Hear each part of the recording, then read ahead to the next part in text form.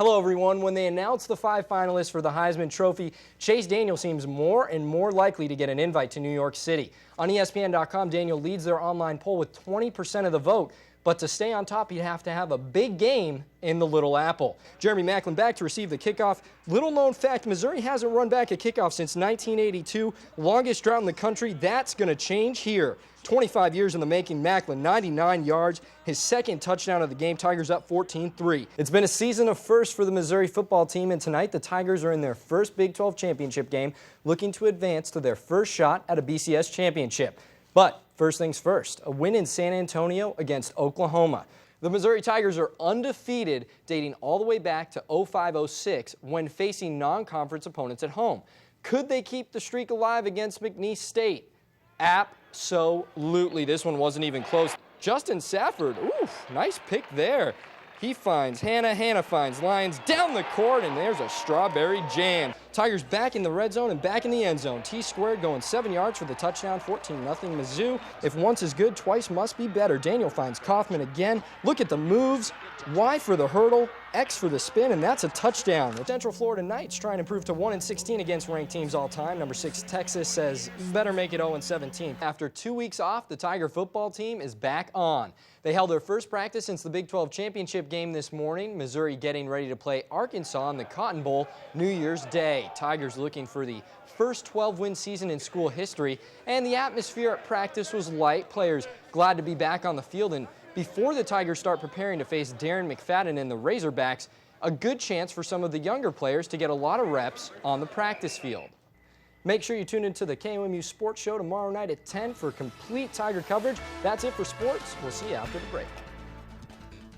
Tiger football kicked off in September. Missouri knew it had talent on the offensive side of the ball. Bulldozing tight ends Martin Rucker and Chase Kaufman, quick-thinking quarterback Chase Daniel, and a healthy Jeremy Maclin taking off his red shirt. Looking back on the season, though, it was a defensive player who saved the day in Game 1. Facing the Fighting Illini, Cornelius Pig Brown, the senior safety, ran back a fumble 100 yards for a touchdown and had the game-clinching interception for the Tigers. Fans also got the first taste of the J-Mac attack. Maclin caught a touchdown pass and had this 66-yard punt return as the Tigers beat their arch-rival in St. Louis to start the season with a win. Fast forward to the first conference game for the Tigers, a matchup of 2 ranked teams, but only one showed up to play at Faurot Field. Chase Daniel passed for a career-high 401 yards and ran for 2 scores. The second one on this draw up the middle to put the game out of reach. And the Tigers remained undefeated heading into their tough test at Norman.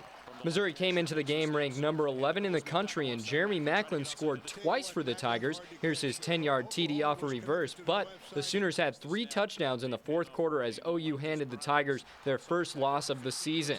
The Tigers responded well back at home against Texas Tech in a game many thought would be pass after pass after pass. The Tiger defense was key, intercepting quarterback Graham Harrell 3 more times after striker Sulak returned the first one 37 yards for the score.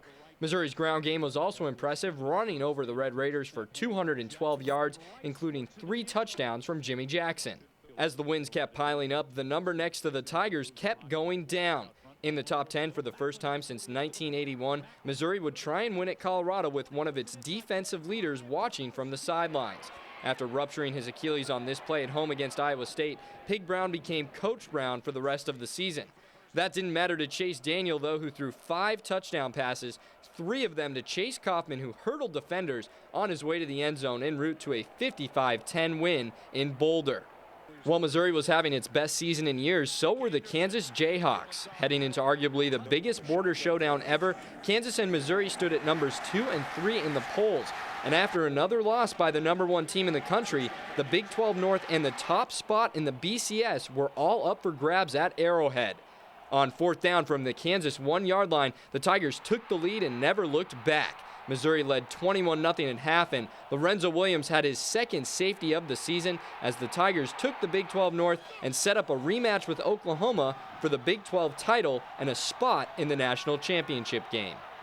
It was a tight one in San Antonio, down 14-6 just before half. Chase Daniel rushed up the middle for the score, and on the 2-point conversion, Gary Pinkel pulled out something special. Jeremy Maclin finds Martin Rucker 14 all at the midway point.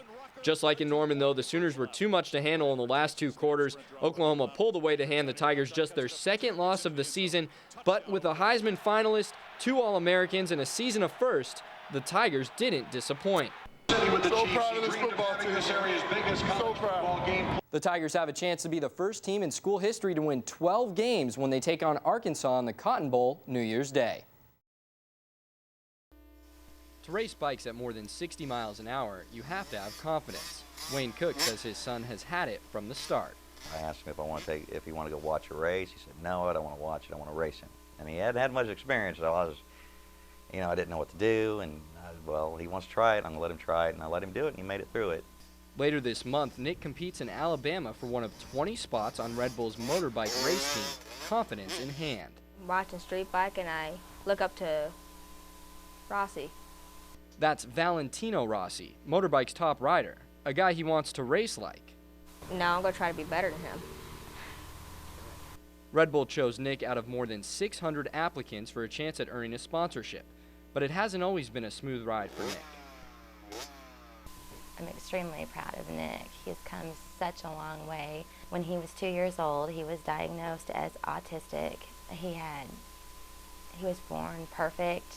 I hadn't had any problems. He was reaching every milestone perfectly. He was talking, and then suddenly he just stopped.